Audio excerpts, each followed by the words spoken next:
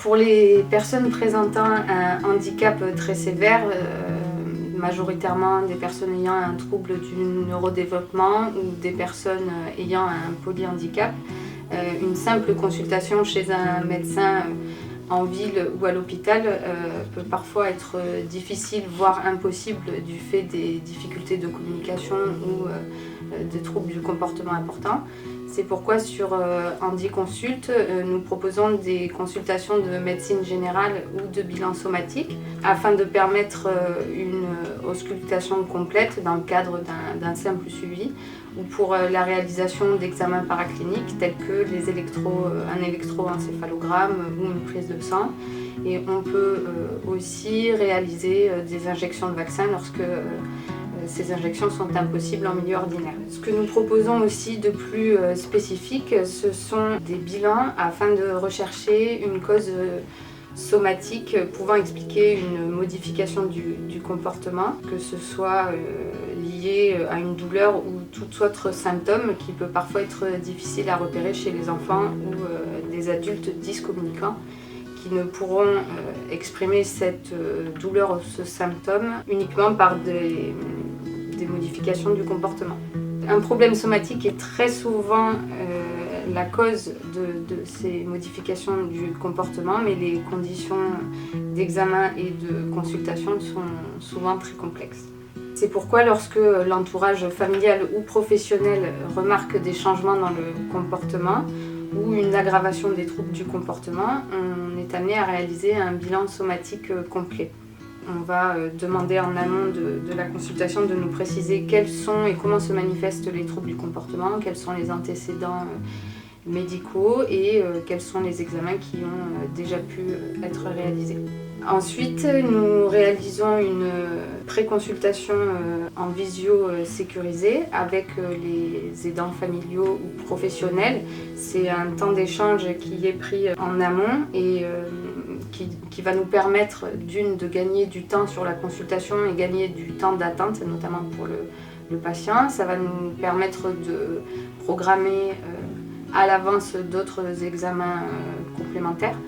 Après ce temps d'échange en visio avec les familles ou les aidants professionnels, on va réaliser une consultation longue. Donc la consultation se déroule en présence du médecin et de l'infirmière. On va pouvoir proposer plusieurs salles de consultation. Donc on peut s'installer dans ce qu'on appelle la salle zen, qui est plutôt un environnement qui nous permet d'avoir à disposition toutes sortes de matériel sensoriel.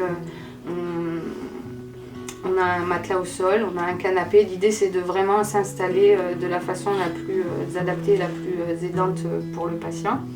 Durant cette consultation, notre objectif est de réaliser donc une auscultation de la tête aux pieds. Donc l'ordre de consultation, une fois encore, sera adapté au patient. On peut être amené à utiliser des supports à la communication, donc des supports visuels. Certains d'entre nous peuvent utiliser le Makaton. Enfin voilà, une fois encore, l'idée c'est de trouver les outils de communication qui vont nous permettre de réaliser la consultation. On peut être amené à utiliser le Méopa si besoin. Et on pourra proposer des vidéos, une musique, enfin tout ce qui va nous permettre de réaliser la consultation dans les meilleures conditions. Notre objectif est que la consultation soit la plus complète et la plus apaisée possible. On essaie donc d'éliminer de façon méthodique les causes somatiques les plus souvent rencontrées et qui pourraient expliquer des troubles du comportement. Parfois, un travail d'habituation peut être nécessaire, donc dans ces cas-là, on proposera aux patients de revenir autant de fois que nécessaire pour que les examens utiles soient réalisés.